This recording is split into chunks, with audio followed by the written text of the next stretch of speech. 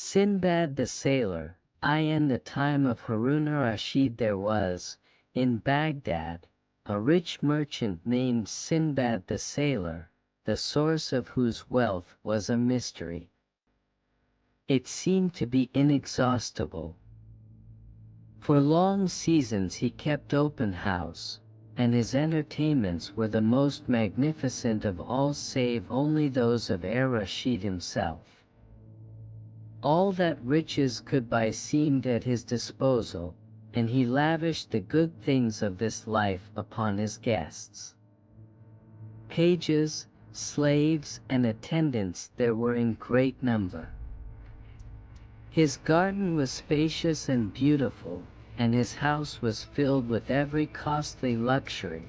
This Sindbad the Sailor has a story to tell, the story of his life, but he never told it to any until, one day, there came to him one Sindbad the landsman, a man of poor and humble birth.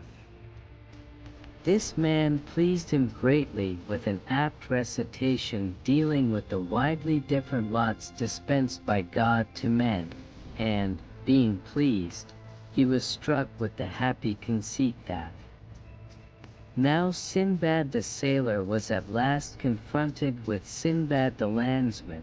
It would be no bad thing were he to narrate the story of his life so that all might know his strange adventures and conjecture no longer as to the source of his fabulous wealth.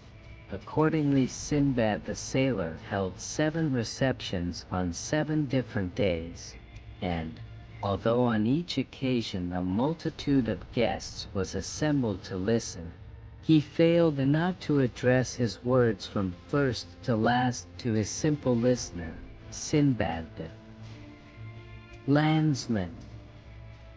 Following is his narration of the strange and wonderful adventures he experienced in his 7 voyages. The first voyage of Sindbad the Sailor. My father was a merchant of high rank and rich possessions. He died when I was but a child, leaving me all his wealth. When I reached manhood's estate, I used my inheritance with no thought for the morrow, living in a sumptuous manner and consorting with the richest young men of Baghdad. I continued this life for many years until, at last, when reason prevailed with me to mend my plan, I found with dismay that I had sunk to poverty. And then it was that I arose and sold what goods remained to me for 3,000 pieces of silver, and girded myself, resolving to travel to other lands and rebuild my fortune by the wit of my mind and the labor of my hands. With a part of my hoard I bought merchandise for exchange in far lands, and also such things as I should require in my travels. Thus prepared I set sail with a company of merchants in a ship bound for the city of El Basra. For many days and nights we sailed upon the sea, visiting islands, and passing thence to other islands, and everywhere we bartered, and bought and sold. At length we came to an island unlike the others. It seemed like a garden that had floated from off the sides of paradise and established itself in the sea. And here our ship cast anchor and we landed. Then fires were lighted, and, while some cooked, others washed in the cool stream, and yet others amused themselves admiring the beauties of the place. When all had eaten of the food prepared, the shore became a gay scene of sport and play, in which I engaged to the full. But, suddenly, a cry from the master of the ship put an end to our gaiety. Standing at the side of the vessel he called loudly, "Hear me, and may God preserve you. Hasten back and leave everything, save yourselves from sudden death, for this that ye think is an island is not such. It is a mighty fish lying entranced in sleep on the surface of the sea since times of old. But your fires and your frolicking have awakened it, and lo, it moves, and if it sink into the sea, ye will assuredly be drowned. Hasten then, and save yourselves. At this we all, with one accord, left everything and fled for the ship, hoping to escape with our lives. While we were making for safety, the island moved with a great turmoil and sank behind us in the sea, and the waves leapt against each other above it. For a time I gave myself up as lost, for I was drawn down fathoms deep. But, by God's grace, I rose again to the surface, and to my hand was one of the large wooden bowls which some of the passengers had taken on shore for the purpose of washing. This I seized, and established myself in, and thus combated the leaping waves, steadying myself with my hands and feet. In vain I called on the master of the ship. He heard me not. He had spread his sails and pursued his way, thinking that none beside those who had been taken up were left alive. Astride my wooden bowl I gazed longingly at the ship until it was out of sight. Then I prepared for death as the night was closing around me. Perchance I swooned, for I remembered naught else until I found myself stranded upon a mountainous island. There were trees overhanging, and I, grasped a drooping bough and drew myself up from the fretting wave. My limbs were benumbed, and, on looking at my legs, I saw the marks made by the nibbling teeth of fish, and marveled at my salvation from death. Staggering forward, I flung myself high on the beach like one dead, and so I remained until the dawn of the next day, when the sun, rising upon me, woke me to a sense of such a condition as I had never known before. Long it was before I could rise to a sitting posture, and longer still before I could crawl on my hands and knees to a space of grass that was shielded from the sun.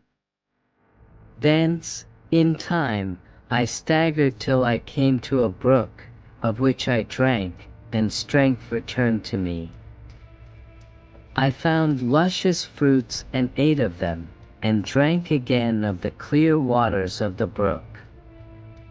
And so I continued many days roaming the island and wondering at its beauties until I was strong again as before, and it chanced, as I took my way to and fro in the island, reveling in the sight of things that God had set there, that on a day when the sea was sounding loudly on the shore I beheld something in the distance which excited my curiosity. It seemed like a wild animal of gigantic size, and, as I approached, I feared it was some fabulous beast of the sea. But, as I drew still nearer, I was overcome with amazement to see a beautiful mare standing high, with mane and tail floating on the breeze. She was tethered to a stake on the shore, and, at sight of me, she screamed loudly and stamped her 4 feet on the sand, but, ere I turned to flee, I beheld a man come forth from a cave nearby, and he ran after me, calling on me to give an account of myself and my presence in that place. Thereupon I laid my story before him, sparing no detail, even to the wooden bowl by means of 11, which in the grace of God I had come thither. Gladness seized him at my recital, and he took my hand. saying, "Come with me." He led me into his cave and set food before me. I ate until I was satisfied, and, being at my ease, I repeated my story more minutely, and he wondered thereat. Then I said, "Thou hast the truth of my adventures upon the sea. Now I pray thee, O my master, tell me who thou art, that thou dwellest hidden in a cave while thy mare is tethered on the shore." He was in no way displeased at my curiosity, but answered me in plain words. "I am one of the grooms of the King Elmirage," he said, "and the others are scattered about the island. For, look you, friend, it is the time of the new moon, when the seahorse cometh up out of the sea, and it is our plan to bring our best mares hither and tether them by the shore, so that—" While I was wondering at the manner of this cunning device, a magnificent seahorse rose from the waves, shaking the foam from its crest and neighing loudly. As it approached, my companion drew me into the cave and placed himself at the opening with a long coil of thick cord in his hand. Presently, by means of this, he leashed the seahorse with great dexterity, and fettered him, and subdued him. Then, with the mare and the seahorse, he led me to his companions, who, when they had heard my story, were all of one mind that I should accompany them to the city of the king. So they mounted me on one of the mares, and I rode with them to the king's palace. As soon as we had arrived at the palace gates, they went in to the king and informed him of my strange adventures, whereupon he sent for me, and they led me before him. He, 12, greeted me very courteously and bade me tell him my story, which, when he had heard it, filled him with amazement, so that he cried, "By Allah, my son, of a truth thou art favored by fate, for how else couldst thou escape so great a peril? Praise God for thy deliverance." And he made much of me and caused me to be treated with honor, and he appointed me master of the harbor and comptroller of the shipping. My condition then was no longer that of a wayfarer. I rose day by day to a higher and a higher place in the king's favor, and he took me into his council in all affairs of state. For a long time I served him well, and he ceased not to recompense me with a liberal hand. Yet my thoughts turned ever to Baghdad, the abode of peace, but, when I inquired of merchants and travelers and masters of ships, in which direction it lay, and how one might come at it, they one and all shook their heads at the name of a strange city of which they had never heard. At last, weary of the wonders of that island and the sea around it, wonders the which, if I had time to tell you, would cause you the greatest amazement, wearied, too, with my arduous students, but most of all with my prolonged absence from my own land, I stood one day on the sea shore when a great ship drew near and a number of merchants landed from it. The sailors brought forth their merchandise, and, when I had made an account of it, I inquired of the master of the ship if that were the whole of his cargo. "All, O my master," he replied, "all save some bales whose owner was drowned on our voyage hither, but even these, being in my charge, I desire to sell on behalf of his family in Baghdad." "Sayest thou so?" I cried. "Tell me, I pray thee, the name of the owner of these goods?" And he replied, "His name was Sindbad the sailor, and he was drowned on our way hither." When I heard this, I regarded him more closely and recognized him. Then I cried out, "O my master, I am he, and they are my goods that are in thy hold." But he neither recognized me nor believed my words, whereupon I narrated to him the history of my supposed death, but he shook his head and called upon Allah to witness that there was neither faith nor conscience in any.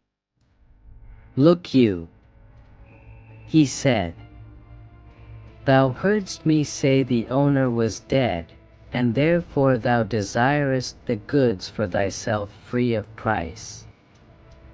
I tell thee we saw him sink into the sea with many others." "O my master," I answered, "hear me and then judge of my veracity."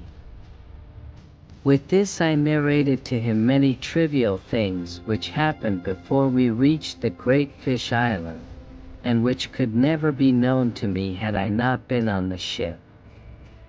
And then it was that he and many of the merchants regarded me with fixed looks and recognized me. "By Allah," said they one and all, "we truly believed thee drowned, but here we find thee alive." And they pressed upon me and congratulated me, and the master of the ship gave me my goods, at sight of which I was overjoyed, and they all rejoiced with me. Mindful of the king I served, I at once opened my bales, and, selecting the most costly articles, went in to him and laid them at his feet, telling him how I had regained the goods of which they were a part.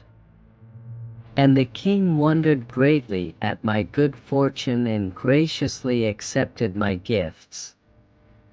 He also showed me great favor and honor in that he bestowed upon me gifts in return for mine. Then, having sold my remaining goods at a profit, I bought largely of the merchandise of the city, and, when the ship was about to sail, I approached the king and thanked him for his great kindness to me, and humbly begged his leave to depart to my own city and family.